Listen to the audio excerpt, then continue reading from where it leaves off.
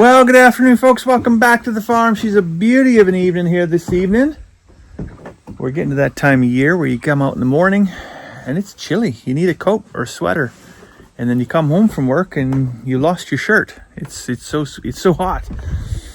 Today was one such day, boiling hot. I come from the north actually, and I see, is that a black bear on the road? No, that's a black Angus cow. Oh, first time, it's not one of ours. Round the corner, instantly humbled. Sheep all over the place again. So we're going to take the side by side, the bucket of grain, and we're going to find the next hole. And this is the game we're going to play from now till we start feeding hay with the sheep. Is just, what hole is it anyways, essentially?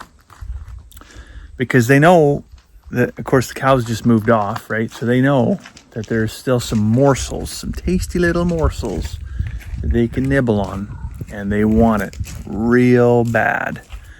And if they've already tested the fence and successfully found their way out, and I patch that section of fence, they're going to go to the next section and test it, and test it, and test it, and test it until they find another spot.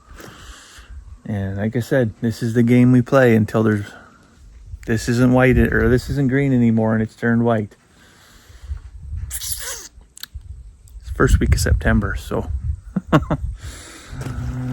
I don't know what's going to be white first, the grass or my hair. So this is what I'm talking about here. This is a spot they put pressure on 2 years ago. This is a spot they put pressure on about 5 days ago. That's the spot where they made a hole today. And this is a spot where, as soon as I'm done patching that up, they're going to test here. So seeing that they've already put pressure there, I'm going to get another board. I'm going to nail that up there. And I'm going to get a board for here and nail that up there. And at least drive them a little bit. I'll at least make them work for the privilege of getting out. Anyways, I got my patch job done over here. It isn't pretty, but it doesn't really necessarily need to be. I'd be interested to hear from the other sheep farmers on there. Oh, the dog just got me right in the balls. You dirty rotter. This 4-inch page wire here, because it's a few years old, starts to get a little loose. So I know you can take a pair of pliers and just put a little, put some crimps in there to return some tension to the wire. But is there a more efficient, more effective way to do that doesn't require you to pop, a quarter mile of staples out? Or is that just what everybody's doing, is come along with a pair of pliers and just go all the way up a couple times until the tension's back in the wire? I get a little frustrated with this, because especially multi-species, you got sheep on one side, cows on the other. You're getting pressure from both directions.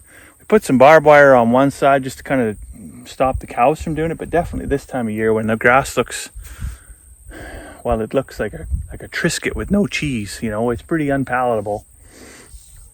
And so the sheep do put a lot of outward pressure on it, and it does get stretched. And I wish there was a better system, a better way. I mean, I could I guess discourage this behavior electronically. I could put some some real snappy fencers in. But this one section here doesn't have any of that. That's all kind of, that side of the farm's got all the electric fencers, and then up in the yard's got all the electric fencers. This, we've generally discouraged too much of that nonsense by having cows on one side and sheep on the other. But you definitely run into this time of year when the cows disappear and the sheep are just licking up what's left. It really puts pressure on some stuff. Gets old and it gets expensive. Well, there, everybody's back in where they're supposed to be. They got a little grain treat. You can see in the bush there, it's getting to be a little thin pickings. I might have to call up my buddy Robin and see about some fall molasses here. We've done that a couple years in a row. We do generally with whatever we have left over. We didn't have any left over this spring, but there's no protein left in that. There's no sugar content left in that. It's just dry matter. So I might have to get some lick tubs down here and give them a little taste. Give them a little something to taste. Keep them on the right side of the fence. Right, Cinderella? That's right. One thing that's interesting this time of year with these sheep getting out is it's not necessarily hunger or lack of dry matter, because there is stuff here. It's still a foot tall in some spots here, right? They could eat that.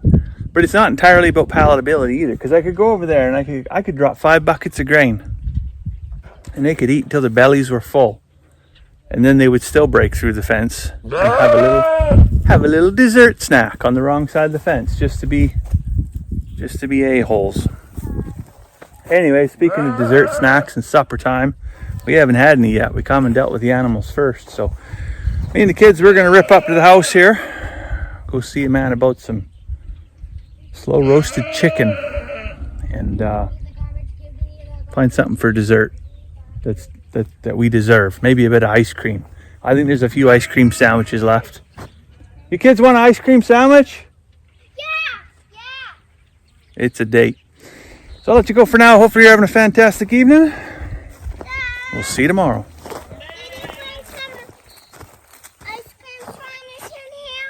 I didn't bring any here. They're up at the house. Aw.